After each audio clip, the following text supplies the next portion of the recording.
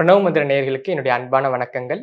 ஆடி மாதத்துல ஒரு சிறப்பான நாளை பற்றி இன்னைக்கு பார்க்க போறோம். ஆடி பூசம். இந்த ஆடி பூசம் நமக்கு எப்ப வருது அப்படின்னா ஜூலை 25. இன்னொன்னு நமக்கு இன்னும் சிறப்பாக வெள்ளிக்கிழமை வருகிறது. இந்த வெள்ளிக்கிழமை அப்படிங்கிறது மகாலட்சுமி அனுகிரகத்தை பரிபூர்ணமாக கொடுக்கக்கூடியதுதான். அப்ப இதோட பூச நட்சத்திரம் இணைகிறது. அப்ப பூசம் ஏன் குறிப்பா ஆடி மாதத்துல ரொம்ப சிறப்பா சொல்லப்படுது அப்படின்னா, ஆடி மாதம் அப்படிங்கிறது கடக மாதம். இந்த கடக மாதத்தில் இருக்கக்கூடிய நட்சத்திரம் தான் பூச நட்சத்திரம். அந்த பூச நட்சத்திரத்தில் தான் குரு உச்சமடைகிறார். இந்த ஆடி மாதனுடைய கான்செப்டே குரு உச்சமடைகிறதுனால தான் நம்ம இவ்வளவு சிறப்புகள் பார்த்துட்டு இருக்கோம். சோ அந்த நட்சத்திரமான பூச நட்சத்திரத்துல நம்ம செய்யக்கூடிய வழிபாடுகள் ரொம்ப வலிமை வாய்ந்த வழிபாடுகளா இருக்கும். ஏன்னா வினையை நீக்கக்கூடிய மாசம் தான் நமக்கு ஆடி மாசம். அதுவும் குறிப்பா இந்த ஆடி பூசம் கம்ப்ளீட்டா நமக்கு இருக்கக்கூடிய 21 தலைமுறை சாபங்களையும் நீக்கக்கூடியதா இந்த ஆடி பூசம் இருக்கக்கூடிய நாள். இந்த ஆடி பூச நாள்ல என்ன பண்ணும் அப்படின்னா, நமக்கு அருகாமையில் இருக்கக்கூடிய நீர்நிலைகள், அப்படி இல்லை அப்படின்னா காவேரி நீர், அப்படி இல்லைன்னா ராமேஸ்வரம், இந்த 2 புனித தீர்த்தங்கள்ல நம்ம போய் காலையில 6லிருந்து 7 மணிக்குள்ளார 21 முறை நம்ம அதுல முங்கி எழுகணும். 21 முறை எதற்காக அப்படின்னா 21 தலைமுறை செய்த பாவங்களை நீக்கக்கூடியதா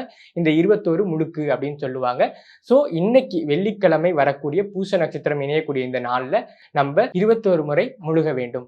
இந்த மாதிரி நம்ம வழிபாடுகள் செய்யும் பொழுது ஒரு சிறப்பான வாழ்க்கை. அதே மாதிரி பித்ரு தோஷம், நாக தோஷம், இந்த எந்த மாதிரியான தோஷங்கள் இருந்தாலும் அது நமக்கு என்ன பண்ணுதுன்னா விலகும்.